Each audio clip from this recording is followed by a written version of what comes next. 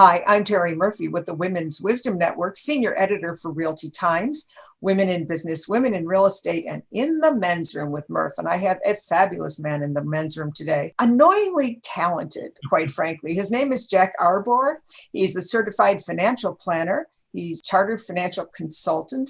He's the founder and CEO of Jac Arbour, which is a comprehensive financial planning and investment advisory firm, and he headquarters out of Maine. And loves it, by the way.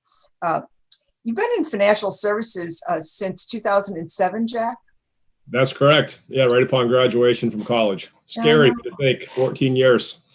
That's all, huh? Well, here's the interesting thing about Jac. Not only is he talented, he is really talented. He is the author of 2 books. We're here today to highlight one of my favorites, This Little Piggy, which he wrote for kids, The Tale of an Extraordinary Piggy Bank. He is also the author of May You Drink from the Saucer, which is another book. And I don't know how you're doing this with all your spare time, because you do so much work, both in your industry and in the community. So, Jac, obviously you're really good at fractions. You decided to do a financial literacy for children. Tell us a little bit about that. How did that spawn in your head? Yeah, so it really spawned from a conversation that I had with Don Hudson. And the first book that you just held up, May You Drink from the Saucer, Don and I were actually driving one day in his vehicle going to the Prosperity Series in Memphis. And we were talking about how I have this passion for personal development, but that my skill set lies in personal finance. And he looked at me, he goes, Jac, he goes, when you write your second book, which I was never planning on doing, he said, make sure you write it with congruent intelligence. I just kind of stopped and froze for a second. I'm like, Don, what is congruent intelligence? And he said, well, same thing I just said. You need to marry those 2 things together, your desire for personal development and your skill set for personal finance. He said, you work every day with people and their money. So I thought about that for like 2 or 3 months. And then it was literally one of those light bulb moments where I just thought to myself, I want to write a financial literacy book for kids. And I wanted to have a huge component of personal development, because I think so much of the things that are in the personal development genre and industry go into a successful mindset that is directly related to how you think about most things, including money. And I know that there is a pretty large gap when it comes to resources for kids in America. It's not taught in every school. So the goal was really to create something that was powerful to kids and impactful in terms of, yes, finance, but give them the mindset and the tools of really how to think about money. Because from doing this for 14 years, I see that that's probably the most important thing, is somebody's mindset or perspective of what money is or what money is not. So we try to wrap that up in a fun book for kids. Well, not only is it fun, it's an easy read. The illustrations are adorable. It's about Philip, anthropologist. No, anthropist. Philip. Yeah. And the thing that I was taken with the book is it's only 90 pages. Yeah. But you were able to incorporate principles, bullying, respect, patience, forgiveness, all with financial literacy. And Philip is adorable. He lives in Pennyville. He does. And it deals with a penny, which most kids can deal with. And he talks about it's not like he came from that he was wealthy in his life, but he came from a grandfather that had history. So you also gave us respect for our backgrounds. When you started writing the book, one of my favorite pieces was there was more than one kind of wealth. And I really appreciate the way you explain that. And would you share that a little bit with the people that are listening now? Absolutely. So again, I started in this financial industry about 14 years ago, and my whole idea of being a financial planner then is very different than what it is now. In the big picture, one of the things that I've seen over time is that when people come in to talk to me about financial planning or financial goals, it's not really ever about the money. It's always about something that they believe the money can do. So whether it's the vacation home, or whether it's a convertible, or whether it's, giving a nice gift to a charity or to a grandchild to help them go to school, at the end of the day, one of the things that these people have actually ended up directly telling me is that wealth for them oftentimes lies in a feeling, and that feeling is usually in happiness or joy, the things that they believe the car, or some people believe the car or the home, will bring to them. So in this story, it's so important that if we as adults and as grandparents, not myself yet, but as a grandparent, the average client that I speak with is about 67 to 68 years old. They've gone through life. They know what makes them happy. They know what brings them joy. And I, see it almost as my duty to help teaching kids at a much younger age about the right things to look for in life. Because it's not the car, it's not the home. It's what are the things that make you happy? What are the things that bring you joy?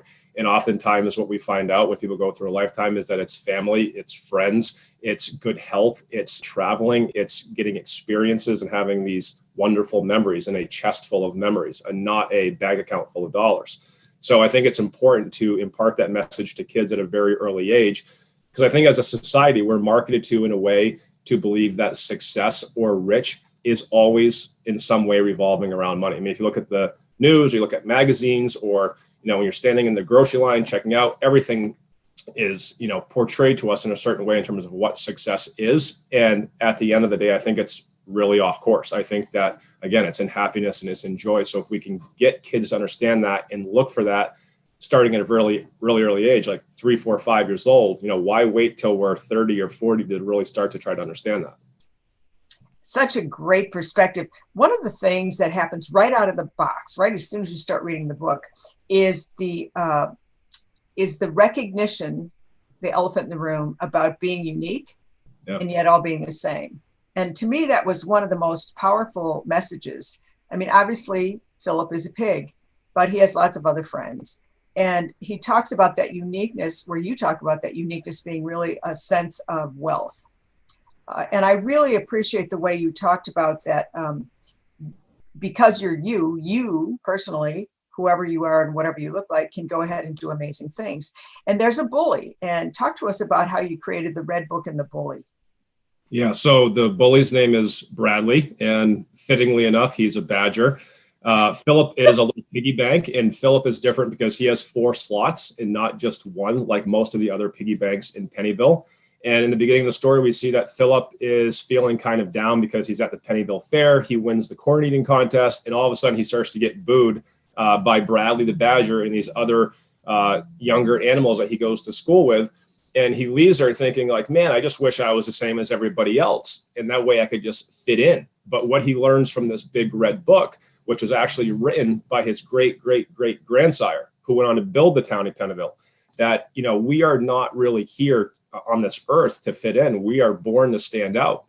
And he also learns from this big red book, which is really his mentor, that if we can embrace ourselves for who we are, and we can accept ourselves for who we are, and we look at these uniquenesses, these differences, as the things that truly make us extraordinary, then we realize that they're the same things that allow us to do what nobody else can do, because they're things that nobody else has. So in the story, Philip does this random act of kindness, and he gets paid a penny for doing it. And then he gives the penny back.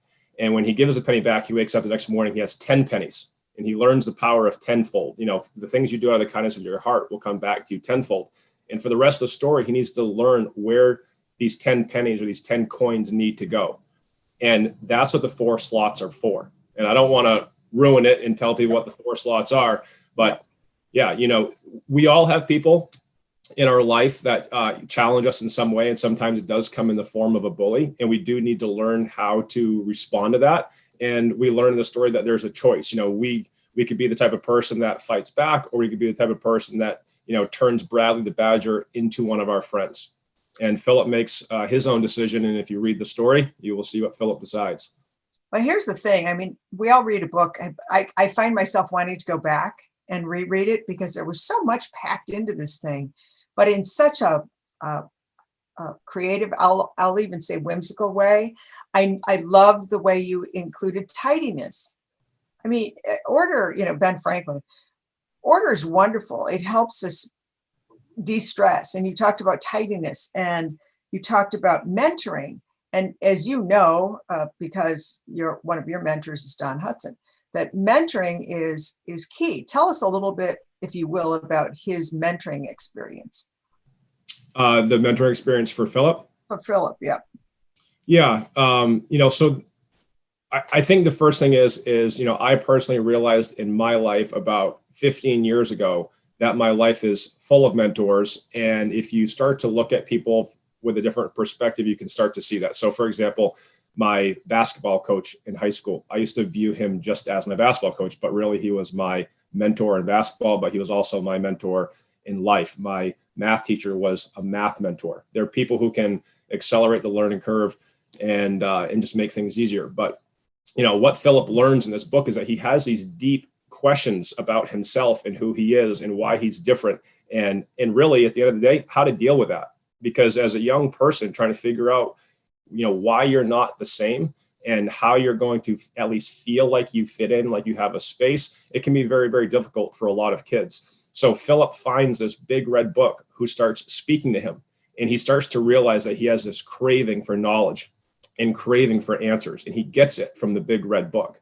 And in reality, that is a metaphor for the fact that books can be mentors to us and books can teach us a lot of valuable things. And that books, like the big red book does, books can literally speak to us. Well, the other thing that I liked about this was your emphasis on giving back.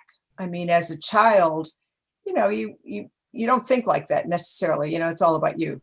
But it was just kind of a beautiful alliteration with how he gave back and how the pennies increased. And then, and we don't want to spoil anything, but then even the badger comes around. I know that the book has a higher purpose. The book, you are intentional about giving back, which you always have been. But in this particular book, which I think is a great testament to who you are, you're actually going to feed kids. Tell us a little bit about that. Yeah. So about a year and a half ago, I heard a wonderful talk by a gentleman by the name of Alex Sheen, and I've not had the chance to speak with him yet. And when I do, I would like to thank him. But he was sharing his story about, his impact in the community. He started a movement called Because I Said I Would. And, he does very well as a public speaker, speaks all over the world, and he gives away most of the money that he makes. And when I heard him share the story at the TD conference in Orlando, I remember thinking to myself, what is the impact that we really have as a wealth management firm beyond the fact that we meet with people, we make, these financial plans that truly get them lined up with where they want to be, where they want to go. But what are we doing that really, really matters for the people that are all around us, including in our backyard? So I remembered this talk that I gave to an elementary school here in Maine. It was about 5 years ago now. And it was about 2 weeks before the children were getting out of school for summer vacation. And after I had given the talk, there was about 500 kids, 200 parents and grandparents. I was speaking with the principal and we were standing back and we were looking at all of the kids. And she said, Jac, when you look out of this audience, what do you see? And I said, I see a bunch of really happy, excited kids that want to get out of school and are ready for summer vacation. And she goes, you're right. She goes, but by looking at this group of kids, would you ever guess that most kids go home today on a Friday and don't eat again until Monday? And I said, no, absolutely not. And she says, well, that's what it's like here at this school. And this is about 30 minutes from where I live here in Maine. And I had no idea. So I started to look into this and started to realize that hunger for kids in the morning at school across America is a real thing. Fortunately, here in Maine, there was just a bill that was passed that would provide lunch as well as breakfast to all Maine students. But this is not the way that it's always been.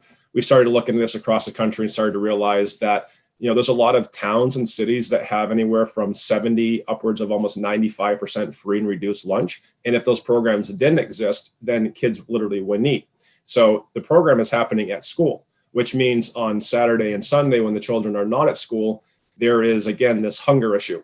So we discovered that there are a lot of organizations that have some sort of plan or infrastructure for what are called either weekend packs or backpack programs, where on Friday, the kids are given a bag and there's 6 meals in the bag, 3 for Saturday, 3 for Sunday, and it literally feeds the child over the course of the weekend. In further looking into this, we found out that this is not just a weekend thing, it's really a systemic issue. And, in speaking with the larger food banks, ones that, partner with sometimes 500 or 800 different food banks in a state, what we have learned is that, for example, here in Maine, the Good Shepherd Food Bank is on track to give out 35 million meals in 2021. And if nothing changes, they know that they're on track to give about 50 million in 2025. So the question that we have with feeding kids is, how do we feed kids in a way where we feed the minds, hearts, and souls of kids and empower them? So FEED, our 1% to Feed Kids initiative, is an acronym for feed, educate, empower, and develop.